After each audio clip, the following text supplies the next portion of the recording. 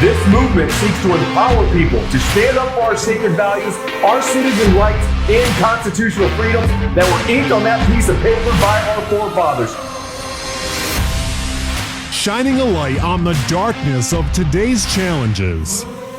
This is the Lantern Podcast.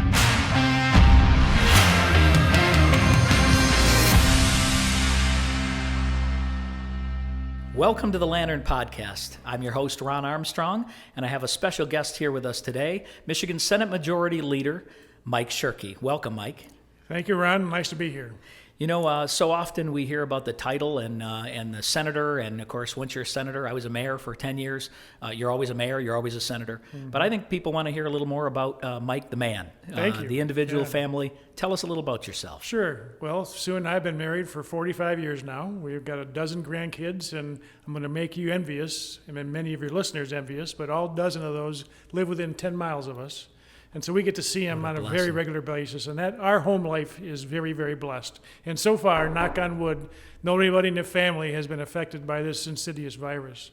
My background is engineering. I went to General Motors Institute, which is now Kettering University, and spent 13 years in General Motors, and then left and started our own business. It's called Orbit Form, and we started that in 1987, so this is our 33rd year. And as an engineering company, we design and build forming, fastening, and riveting machines. And it's just a cool place to work. Everything we do is one of a kind, new. I kid the fact that we have about 120 employees. They're all skilled but me. And I miss them a lot. But we make some fantastic stuff there. My hobbies are, besides the grandkids, is I'm an avid woodworker. I have a very nice woodworking shop in my home. And I say I'm an avid bow hunter. My wife says I'm a rabid bow hunter. And so that tells you a little bit about where my priorities are. Now, is this traditional or crossbow? It's traditional. Okay. But I will admit to you that this right shoulder is starting to show some signs, and Me so too, that's why I asked. You know, I got a crossbow, but I mix it back. It kind of depends on what stand I set in. Okay. Is which weapon you need I to reach choose a little use. further. Yeah, that's right. Maybe. Yeah, but that's kind of my background. So it's funny, as I started my business in 1986, so I'm almost the same amount of years. But so how in the world did you get into politics? Because typically there is certainly a backstory of why, and now getting into a leadership role is a whole different animal, and I'd like to hear a little bit about what your original visions were of taking that position, and more importantly, where do you see the vision of what you have for us now? Right. Well, the background and how I got into politics is I've always been interested in politics, but not engaged. I served a couple of terms on a school board at Columbia Schools in Brooklyn, Michigan. But ultimately, I was too young for Vietnam and too old for everything else. And I felt like at this point in my career, I needed to contribute more than what I've been doing, to society in one way or the other, and fulfilling that role in government I thought was a good way. And I figured I'd run for the House, serve 3 2-year terms, and check the box and say, good enough. My civil service, yes. But God had a different plan. And, into my second term in the House, our current sitting senator decided not to run for re-election, even though he had another term left. And I got a lot of pressure to run for that. And then I ended up in the Senate. And then 4 years later, my colleagues decided to elect me to be Senate Majority Leader. And that's where I landed now. Of all the times, right? Of all the times. It's but maybe God has a plan. And now I just ask you, you must say the same thing. You must pray the same thing. Say, why me, why now? But what is it that you do in order to provide stability and leadership in a time like this? So last night, Ron, I went home. We all have up and down days, right? I went home last night feeling a little down because I feel like we're not doing enough. When I sit back and assess what we have available to do based on how our current governor is interpreting laws, it's really compromised, but frustrated. And so I had a 5-mile walk last night, just me in a conversation with God, talking about, listen, I'm feeling a little like I'm inadequate, not feeling like I'm leading the way I should. Give me some help here, because I'm humbling myself to the fact that, listen, these are times that none of us could have anticipated. When this insidious virus hit our shores, regardless of where you're on the spectrum of how bad you think it is, it's real, and nobody can deny that. And I believe in the first 6 weeks, we were pretty well aligned with the governor in terms of reactions and so forth. But once we started to learn that there were companies and businesses and facilities and families across the state, this nation, and this world that had already transitioned from being in fear to learning to live with, yet we were being held back in Michigan, that's when the divergence started to occur between the executive office and the legislature. We think we've been held back too long. We think the freedoms that citizens should exercise and need to exercise and have the right to exercise also contemplate daily the risks we take when we get out of bed in the morning. I mean, there's no such thing as zero risk. And when we start trying to organize and design and execute government to minimize or eliminate risk, that's when we get into trouble, and that's what we've been seeing in this throughout this whole endeavor. Well, you talked about the challenges and what you've been able to accomplish. So let's talk about that just a little bit. What have you been able to do? Because obviously the media is all the time COVID-19, Sure. and not about what you are doing, because there's still business to do at the state level. Right. And I'd like to know what some legislation you've passed. I understand there's even a couple items have been vetoed. So tell us just a little bit about that to bring us up to speed. So the highlights that I'd like to identify, the first one is that we recognized in April that our governor was going to continue to rely upon the 1945 law and continue the existence of an emergency declaration, for perpetuity or until she decides unilaterally when it ends. And so when we decided not to extend it under the 1976 law, she, within 2 hours, she broke the law and extended it anyway.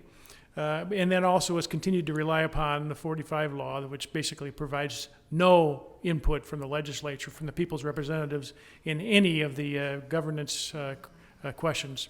What have we accomplished? Well, after that occurred, we knew that we had no choice. She forced us into having to sue, and so we've a joint House and Senate lawsuit that has gone to the Court of Claims. We got a split decision, Ron, in the Court of Claims. Okay. The judge, which was probably one of the most liberal judges you can draw in the Court of Claims, affirmed that we said she broke the law by extending the emergency declaration under the 76 law, and she affirmed that. But the same judge also affirmed that based on her reading of the language in the 45 law, she saw no reason to cause her to interrupt a governor continuing to interpret it the way our current governor is. And so...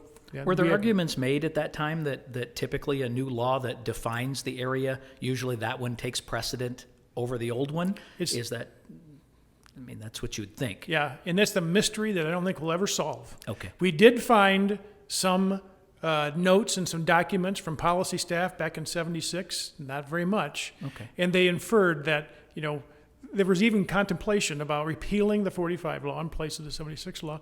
And the comments were along the lines of, well, now that we have the 76 law, nobody will ever pay attention to the 45 law because it doesn't make any sense. I'm sure there are folks still living today that were serving then wishing they had repealed it, but they didn't, and so we end up where we're at. And now that's been on the books, obviously, since that time, and we've gone through a lot of governors, but only one has chosen to interpret it and use it the way this governor is using it. And that brings me to Unlock Michigan. It's a citizens initiative petition. I have to tell you that what you just mentioned there. Now we're talking about 150 executive orders under these emergency orders that she's had. We're pretty much in a position where if we can repeal the 45 law, it will obviously unlock us, right? It would provide and put us into a checks and balance situation, right? And the legislature would then have a say in how we move forward. Is that correct? That's exactly correct. We have severely compromised this notion of separation of powers and balance of powers in Michigan by the way that's being interpreted, the 1945 law is. Unlock Michigan, which is a citizen-driven initiative, I want to be the number one cheerleader for it because we've tried, and we've actually talked about sending her a repealer bill to repeal the 45 law, but she's made it very clear, abundantly clear, that any kind of bill or any kind of notion along those lines, she would veto. And so I invite and am grateful for citizens and organizations like Stand Up Michigan who have recognized the need to partner with self-governance. That's really what we're talking about here is self-governance. and put this petition together. And, we're still focused on the lawsuit. I believe we need to advance that vigorously. I think we have outstanding arguments. Frankly, some of the actions that our governor has taken in the last few weeks, I think, enhance our arguments.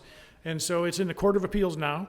The Supreme Court has told them they have to rule by August 20th, and then have all hearings regarding appeals by August 28th, and then the Supreme Court, I'm sure, will take it up. First week of September, kind of, right? And I wished it happened sooner. Yeah, I do too, but as we've been talking with all of our followers, members out there, is they're saying when, and if the lawsuit's happening, why are we doing this, and so on. Well, number one, we don't know for sure what is going to come of this. Secondly, even if they say you need to go back to 76 law, you need to have input from the legislature going forward. That doesn't mean that we don't need to repeal this, because it could happen again. Somebody could be looking at notes 40 years, 50 years down the road, right? So this still needs to be done once and for all, so that no governor, Republican or Democrat, has that kind of power going forward. So I'm really glad that you identified that. No governor, Republican or Democrat. We could have a rogue governor in any party at any time. And so this is just something that was, if I had known it was on the law, and if I had recognized or anticipated it could be interpreted the way it is, I would have taken action before now.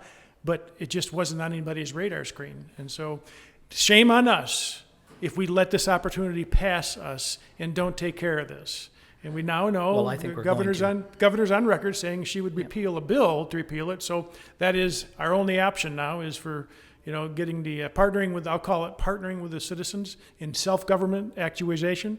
And I'm hoping that the enthusiasm that has been demonstrated so far carries through. Yeah, well, I'm going to share a little more of that with you and with the folks out here. But in order for them to get excited about this, they need to understand exactly what we're facing. Yeah. So when this has happened since April 30th, we've seen all these executive orders and everything from individual shutdowns, and it doesn't matter if it's where you can two people in a golf cart or a boat or buying paint or whatever, or if it's masks. It doesn't matter. It seems to be that that every aspect of life, whether it is business or personal, is being affected by these orders. We have no individual decisions of how many people we can have working for us, what our capacity of our places can be, what they have to do while they're there, how we have to confront patrons as they come in the door. All of these things create animosity, they create fear, they create confrontation, that everybody's dealing with enough stress through this time. On top of all of that, we have issues like now that 3 months has gone by. I think, again, we all thought 3, 4 weeks, 6 weeks of this, our economy going as well as it was, couldn't handle this. The question is, as we get into 3 months now, how it's affected GDP, how it's affected the budget as a whole. We know in the school situation what we've heard, but tell us a little bit about what you're seeing in our budget dollars coming in and our tax revenues and what we're going to face. Before I get to the budget, though, I want to go back to something you referenced, and that is, you're right. In the beginning of the year, last year, up until even February, early February, we were experiencing terrific economic energy and demand in Michigan, okay, across the board, whether it's services or products. And when this virus hit our shores, that demand didn't go away, Ron. It's still there, but it's been replaced by fear. And when you replace something with fear, fear is a very powerful motivator. And used to an extreme, it causes people to stop asking questions, stop challenging decisions, start following and not thinking. And that fear mongering, that fear element is really what's replaced the demand. But the demand will still be there once we replace fear, and the fear has to be replaced by hope. And the fear is real. Let's face it. It's it absolutely is. And it's real. across all spectrums. And it doesn't matter what walk of life, doesn't matter where you are. There was a period of fear, and then there's a period of reactions along with the fear. Right. And that's where we are in all aspects. So the budget shortfall, again, Yeah. what are we facing? In this current budget year, which ends September 30th, we had about a $3 billion deficit. And we were able to creatively use much of the federal CARES Act money, not to backfill, because that was not allowed under the rules and stipulations of CARES, but we were allowed to apply it to the unique one-time expenses that people were incurring, whether they're in private business or in public service, like schools, for instance, and address the expenses, the one-time, unique, never-before-spent expenses that have created those budget deficits. So we were able to pretty much smooth out this budget year, and we did that in conjunction with the governor. And so, the governor has to take the step of doing a negative supplemental, which basically says she has to take the unilateral step of cutting the budget. And that's not comfortable for anybody, no matter the circumstances. And so we've partnered with her in the legislature, and we agreed to do this together. And so I think tomorrow and Thursday we will resolve the budget for once and for all for this current budget year. And then we'll begin in earnest, starting to talk about next year's budget, starting October 1st. And it also has a projected deficit of about $3 billion. But we're going to do something unique this year, and that is we're going to have a second consensus revenue estimating conference. We usually always have them in May. We're going to have one in August because there's mixed signals coming around. Some of the tax revenue is not falling off as quite as much as some people expected. And there was so much uncertainty when they did the May revenue estimating conference that we're going to basically redo it and see what those assumptions were and stuff. And then from August about 15th until September 3rd or 4th or 5th, it's going to be a real all hands on deck trying to finalize how to do this next budget. By then, we'll probably hear from the feds on whether or not they're going to be a second CARES Act dollars. Okay. Part of me hopes there is, but a very significant part of me hopes they don't repeat some of the mistakes they made in the first one. Okay, and I agree. I think that there will be as well, but I think we need to be mindful that replacing printed money or borrowed money for our grandchildren specifically, versus having a motivated, invigorated economy with small businesses that are leading the charge is a whole different animal because it's not sustainable. That's exactly right. It might have been a good fill, and we thank God that we are in a country that could do what we did to get through this fiscal year, and I think we'll get through it either way. Right. The question is, what are we going to face when we get to the other side? Yeah, well, and we all know why we did it in the beginning, and you talked about assumptions, so I'd like to go into a few assumptions. Sure. You mentioned it, and one is, when we started, we all didn't know what we were facing. The assumptions were we were going to have millions of potential deaths in Michigan, and we were going to have, maybe tens of millions throughout the nation, right? Nobody knew exactly how communicative it would be. Would the young people be affected also, and at what level? And so we took all those precautions, and I have to say, I believe those precautions took us to a level where everyone was on the same page of saying, we're going to stay home, we're going to get this, but why? The assumptions were we needed to bend the curve, right? We had to, as she mentioned in the original executive or emergency order, was we needed to provide enough masks and gowns. We had to be able to have enough hospitalizations, hospital beds. We needed to have adequate hospital staff in order to take care of those that got sick. And long about, I'm going to say, the second, third week of April, just before you were, did not extend April 30th, signs were there that hospitals were emptying, which was a huge positive. And we thought that would be positive news from the governor because we had done exactly what we said we needed to do in order to return back. If we could handle those that got sick, it was never going to stop the spread of the virus. It was going to slow it down. That's right. And all of those things happened. So now all of a sudden we were in a situation, and so people began asking the question, so let's get that hospitalization data, because the science and data is what would set you free. It would, in our mind, and this is what the people kept saying to us as we started this group, which was in early April, and that was because we were for the quarantine in the beginning. And then we started to say, this just doesn't seem right. Where is the science and data that's showing? Because everything we're seeing, maybe there's something we're not seeing. We just want to see it. And we couldn't see it. The transparency simply wasn't there. We understood that the Hospital Association had originally offered to provide a dashboard that would allow hospital systems to see where there was capacity available. And that data was said to be just given to the governor, and she would store it and disseminate it and basically let us know as she saw fit, and with her own experts, medical people, and so on. That was the reason that we as a group, literally only a few weeks old, started saying, we need to request this data, and we began talking to our local legislatures, and then we said, can we help? Here's the things we think that we need to know, the things that we believe everybody should know. And again, it was a citizens-led question. And after you did not extend, and we got into May, and a little over 30 days ago, a concurrent Senate resolution. It was Senate HCR 26 and House HCR 24 actually requested that the governor have to compile the data all the way back to January. And the reason is that we knew that in people understood capacity. When they hear the word 20 to 30% capacity, they were like, ooh, they're almost full.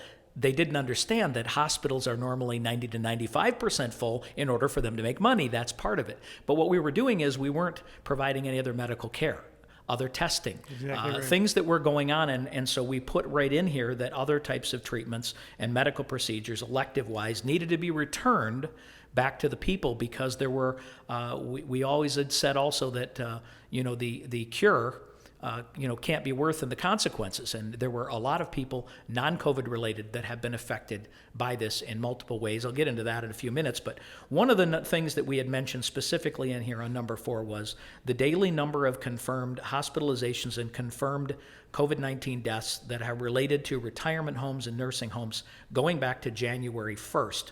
We also wanted to know the people entering the hospital that were confirmed COVID cases.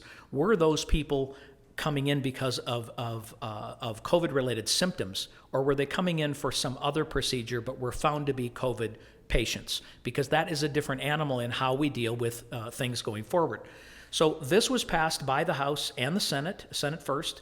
Did you ever get, because we did not hear specifically, did any of this data ever was it provided to you? In piecemeal format, not in a comprehensive format. And every time we've gotten a piecemeal format of it, we've asked for more clarification and more information, more data. There's a difference between data and science. Science, by definition, is something that can be debated. There isn't just a science, it's a lot of science. And there's plenty of room for, but when you have data, now it's less likely that you can argue about it once you've put it into a format that people can start interpreting and understanding. And we have been fighting for data since day one. And even today, we continue to be, there continues to be a dearth of data representing and supporting the kinds of decisions that are being made. Our oversight committees are working overtime, even through the summer, and we will eventually get to demanding more and more data. Right now, we're trying to get background information. How was this decision made? Why was it a high priority, et cetera, and so forth. But we're going to ultimately drive down to the granular level, and basically, we'll either get the data from them or we'll have to subpoena to get the data. But one way or the other, we're going to get to the bottom of most of these critical points. So one area that I just have to go into, and that is because these documents had come to light, and they're all public documents, but the first one is on April 22nd from the State Budget Office. Again, we were under the assumption and totally bought into the plan that those that were in nursing homes or that we needed to stay clear and keep the most vulnerable immunosuppressant type people away from this virus as much as we could. And we literally, when we started our groups, what we allowed them to do was tell their stories. Sure. And what I didn't anticipate through this process as a leader of this group was the emotions that I was going to experience as I heard these stories. Mm-hmm. Hundreds of stories of isolation, hundreds of stories of people that had loved ones that were in nursing homes that couldn't get to see them. Some that were dying and they couldn't. They were alone. They had to do it through Zoom or on a telephone. They had people that obviously mental capacities were at such that they didn't understand why they weren't coming to visit, and so on. And so you have all these visuals of people outside windows and tapping and signs and all of that. And we believed that was the right thing to do. No doubt about it. We didn't want that. But at the same time that was happening, we were actually paying $5,000 per patient, the administration authorized, to the nursing homes to actually put positive COVID patients directly into these nursing homes. An unforgivable mistake. We should have learned from what happened in Washington State when this thing hit our shores in the nation, that those most vulnerable needed to have the ultimate precautions provided for them, and the last thing we should have been doing is sending them back, even if the nursing homes thought they had secured facilities that they could keep them separate. But there was no mystery, Ron, of us not knowing that these that are immunocompromised need, or just frankly old, needed extra protection, and yet we ignored it. So, in fact, not only did we ignore it, we incentivized to overcome it. yeah, and it said that there were many that were actually saying we have more room. We have more room for more patients and taking them. So why we were telling people they cannot visit because they could put people at danger and we needed to stay away to save lives. We were bringing in positive patients on purpose and incentivizing them to do that. Now, here is the big question. I will not argue, I will not defend. I don't think it was on purpose to hurt anybody. No, but it was a you're purposeful policy play for sure. And it turned out to be a deadly choice. Indeed. Did it. Yep. So now I want to just go back to 1 month before. And the reason is that as a businessman, you get all kinds of data, and it's not like every decision that's made as a leader you're necessarily part of. You have departments and people. Okay. But when you have a letter directly to Governor Gretchen Whitmer, and this letter was from the Healthcare Association of Michigan, and it stated on, this is, by the way, on March the 13th, so this is the very, very beginning of the virus. Mitigating an outbreak. Allow for the use of empty, vacant, new, and unlicensed facilities as quarantine centers to avoid widespread infections inside of nursing facilities. Members have a number of facilities, including Detroit and Southeast Michigan, that could be used for this purpose. It went on to basically say that we welcome the opportunity to work with the governor's office and legislature to ensure that we are doing all that we can to prevent the spread of COVID-19 into nursing facilities. So 1 month before this, we were being told we had facilities where we could quarantine them. My question is, why did we make this decision at all if we had facilities that did not require them to go in there and incentivize them to do so? It's got to be a question that needs to be answered by somebody. It's a question that we've been probing in the Oversight Committee, focusing on nursing homes. We have not gotten to that. We haven't even gotten to the point where who made the recommendation, but we're going to get there because it's important for us to know. And that's the Oversight Committee? Yes, it's important for us to know so that we don't repeat that problem, in a future endeavor. But it is sad that we didn't acknowledge day one that these folks needed to have the ultimate protection. And any notion of sending somebody back infected should have been a big red flag. And that got out of hand, very quickly. So we, and for all the people out there, it's to understand the reason we're discussing this is that this wasn't a minor thing. Part of the reason we saw the big numbers of deaths in those counties was the amount of nursing facilities and elderly that were there. We do know because of the data that has come out that roughly a third of all the deaths in Michigan happened in these facilities. Isn't that correct? I believe it'll be more than a third because when we finish the analysis of those deaths that have been recorded in hospitals and find out that there were many recorded as COVID deaths when they actually died of something else, but they died with COVID, I think the nursing home percentage is actually going to grow. And that's just another reason why we need transparency. It's another reason why we need to, as we talk about, is Unlock Michigan. So let's talk a little bit about the Unlock Michigan petition initiative. We have a lot of people out there that have asked questions like, well, what if this happens? There's still the 76 law. Mm-hmm. So why don't you address that just up front of what this, the first argument that the executive office, specifically the governor, makes in terms of fighting the Unlock Michigan petition drive is that you're stripping me of my powers. And that's not the case at all. We are leaving untouched the 1976 law, which was, frankly, I think well characterized, well put together, and provides terrific opportunity and latitude for any governor to claim and call a declaration of emergency, but limited in time to 28 days. After 28 days, that doesn't mean we can't extend the declaration. It just means it has to be done in conjunction with the legislature. And what's been missing throughout this entire experience is that many of the ambiguities, the absurdities, the inconsistencies, the FAQs and so forth that people have to wake up in the morning and actually check as to whether they're either authorized to do something could have all largely been mitigated if there had been a more robust review process. Even the nursing home thing.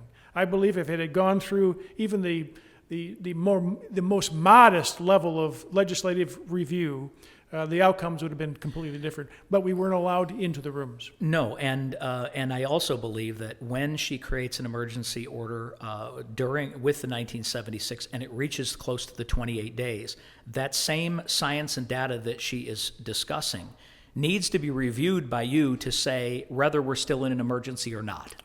Well, that's going to be the next question. You're dead on that, and that is the next question is, we've done this now for going on 4.5 months? And still, we don't have any clarification from the governor's office as to what is the pathway to get out of the emergency declaration.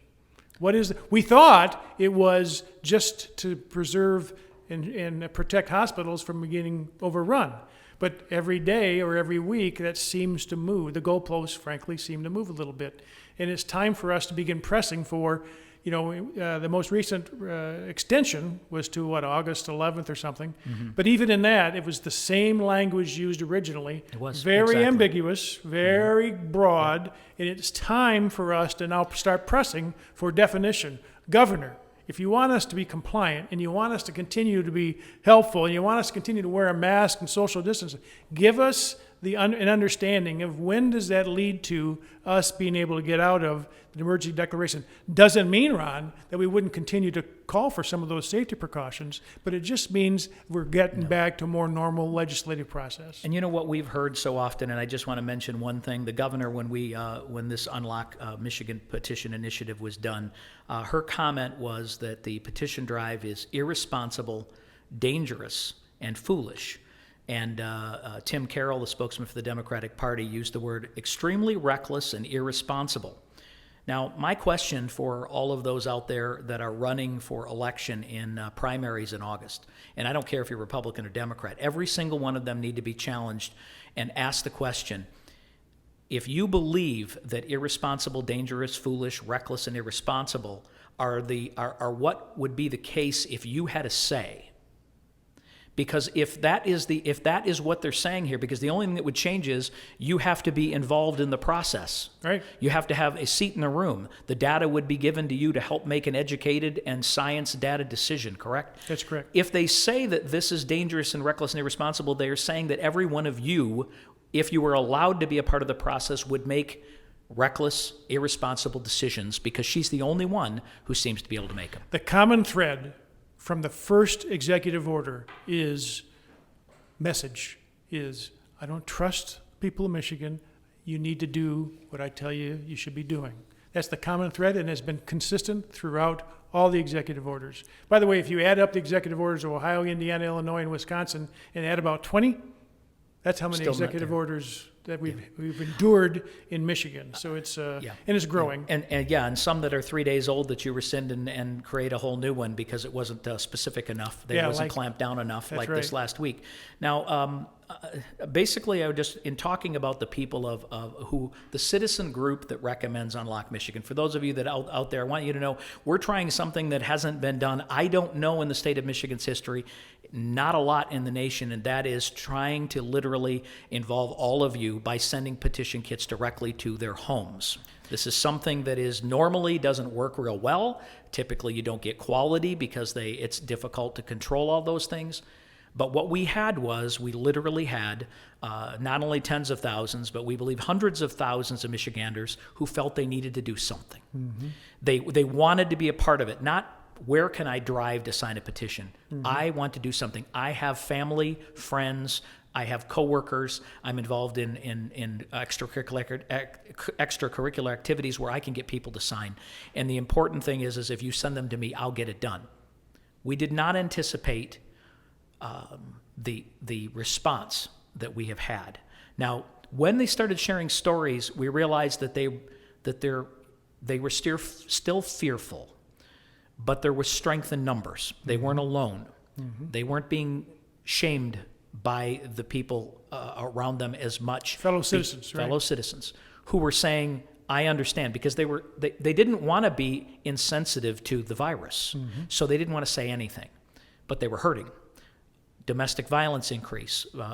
We have increase in opiate addictions and suicides, and all of these things we've dealt with literally through our group of individuals that are going through many more things than just a virus over these last 4 months.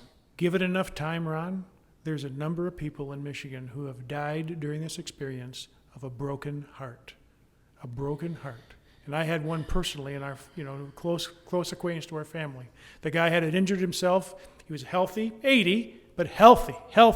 But the rehab he needed, his wife couldn't do at home. So they took him to a home. And 2 days after they took him to a home, just to get through his rehab, that's when the virus hit.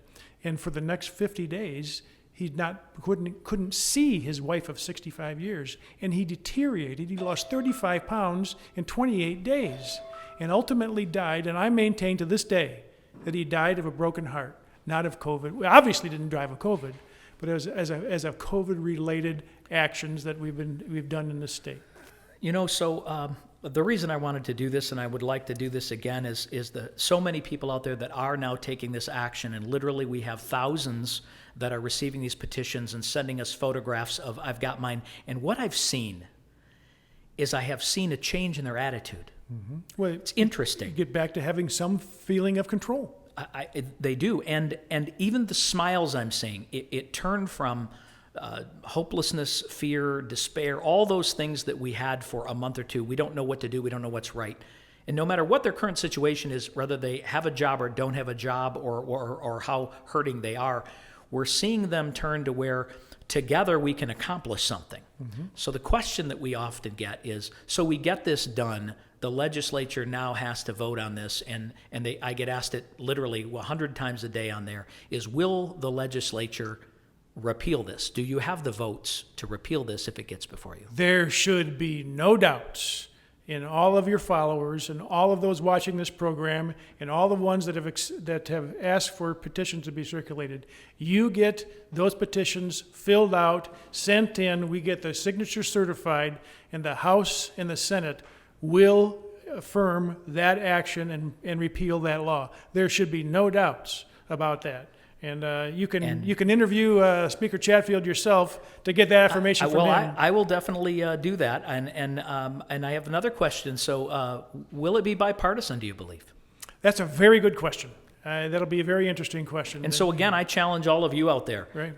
Those of you that live in Democratic districts, you need to be questioning them, because if they won't go on the record before August or before November and commit to voting to repeal this, if it happened to come before them, you got to ask them why they are running then if they do not believe they should have a say, if they don't believe in checks and balances, and finally, if they do not believe in upholding the constitutional rights and freedoms of Americans and Michiganders that they certainly vow to uphold. That's right. And right now, they're leaving it to one individual. This is a key element of self-governance. This is something that's provided for in our Constitution. And nobody should interpret this, Ron, as spitefulness. This is a legitimate tool available to citizens to exercise their right for self-governance. And it's good governance. It's not even political. People want to make it political, but it's not political. It's about separation of powers and balance of powers and bringing some sensibility back to representative government. And, we cannot, this country and this state for sure, cannot survive under an umbrella of fear forever. We have to start working out of that. And one of the things that you've done in the Citizen Initiative is you put a tool, an instrument into people's hands where they can turn it into hope. Okay, now I've got something that I can actually contribute with. And that hope is what is the first step of replacing fear. And what you see is, obviously, the governor knows this. This is why she's commenting so quickly. More importantly, they are trying, even in social media circles, to say this won't make any difference.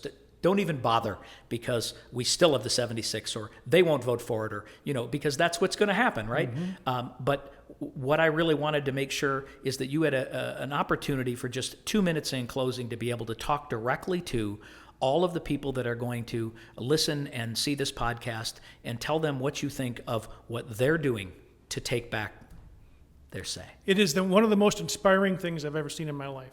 I was part of the contemplation of whether or not a citizen initiative would work in this case, and I was an immediate supporter of the notion, but it needs to be driven by citizens, not the legislature.